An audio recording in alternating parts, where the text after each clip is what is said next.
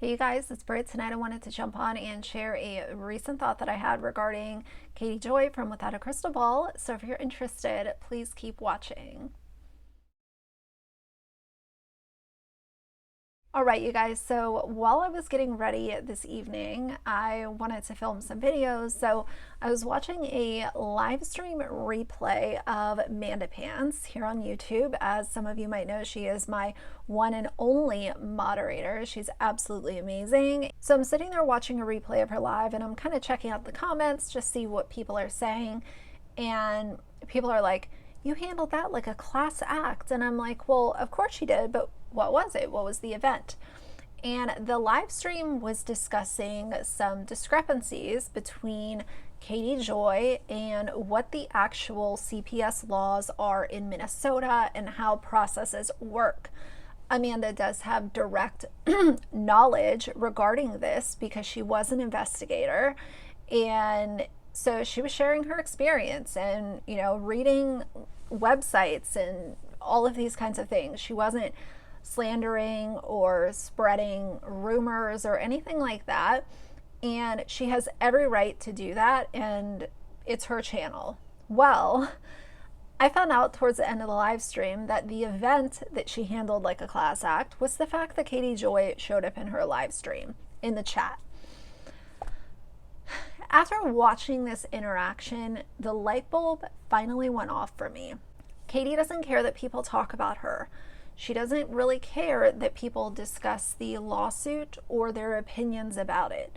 The problem that she has, in my opinion, is when people make money off of using her name or her business's name on their channel or in their videos.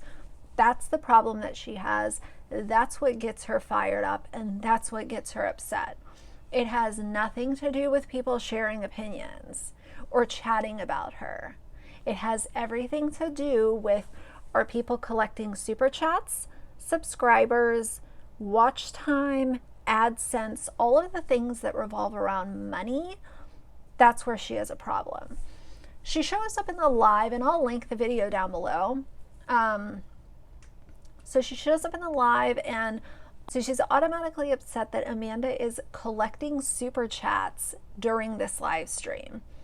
First of all, she wasn't, but the fact that Katie said that made everyone in that live give Amanda super chats, which I just thought was comical and iconic. Secondly, Katie tried to say that Amanda became monetized off of Without a Crystal Ball, using Without a Crystal Ball in her video titles, in the thumbnails, which is false.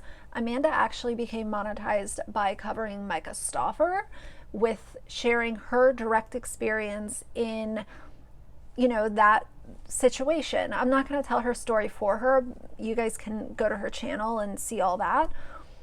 But she was sharing her experience. So it had nothing to do with Without a Crystal Ball. Did she gain some subscribers? Sure. I've gained subscribers by talking about Without a Crystal Ball. But the pure hypocrisy, and this is just another example of why people get so aggravated with Katie, is she wants to sit here and police who's getting super chats, who's getting monetized, who's collecting AdSense by making videos about her, when her entire channel come up has been based on talking about other people. And whether or not those people are reality TV stars or, fundamentalists that she talks about, I don't care who it is. It's the fact that they're public figures, as is she. So if people become monetized by covering Without a Crystal Ball, who cares? As long as they're not legit lying, then obviously, cover your content with integrity. Don't straight up lie. But if people are flocking to your channel because you are sharing your videos in an entertaining way, or reading court documents, or doing whatever it is, fine. She cares about the money part of it. So what I want to talk about today is just a general consensus as someone who has covered Without a Crystal Ball. do her videos really pay that much? And I'm here to tell you, no, they do not. The most money that I have ever made on AdSense from a Without a Crystal Ball video was $260 after the video was up for 2 months. Her name does not pay the way she thinks it pays. Now, it might for bigger YouTubers, but as far as, running to the bank with $5,000, her name doesn't pay like that on YouTube.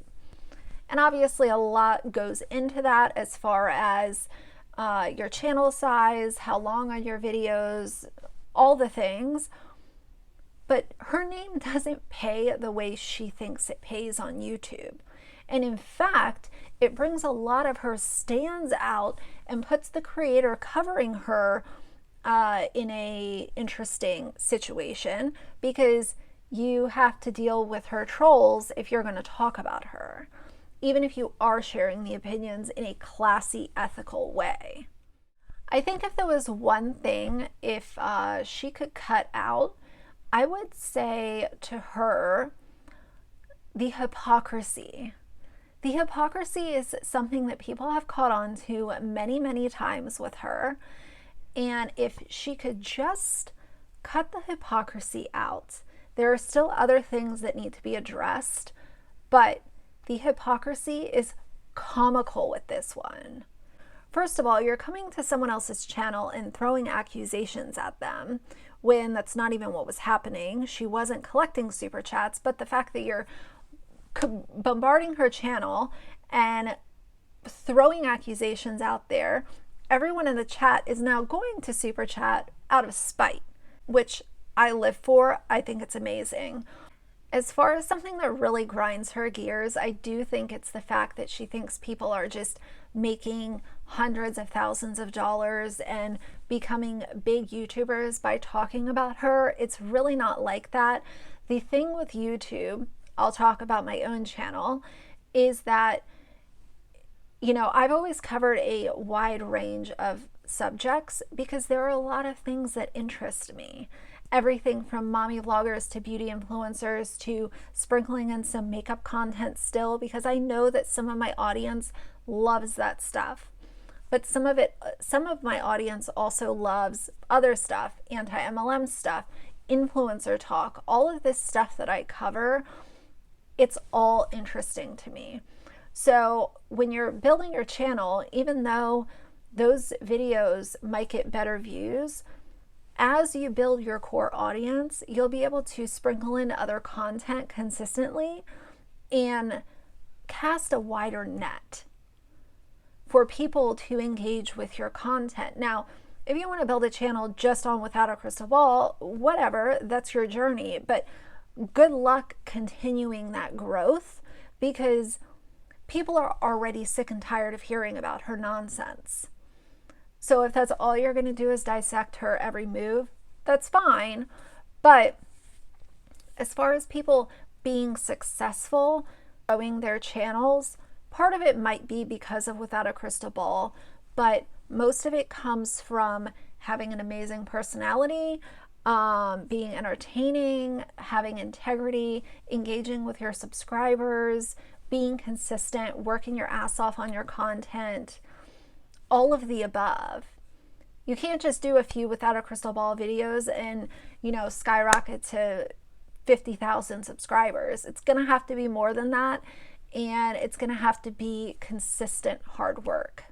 So anyway, I just thought that was comical. I'm going to leave the live stream down below if any of you guys are interested, but I did want to share that with you guys. And sometimes you just have to laugh at the nonsense, but I would say if I was going to tell Katie to cut one thing out, you gotta stop with the hypocrisies, because even people that cover you with integrity, and I've given her many ideas on how she could switch things up and maybe not make as many people so angry.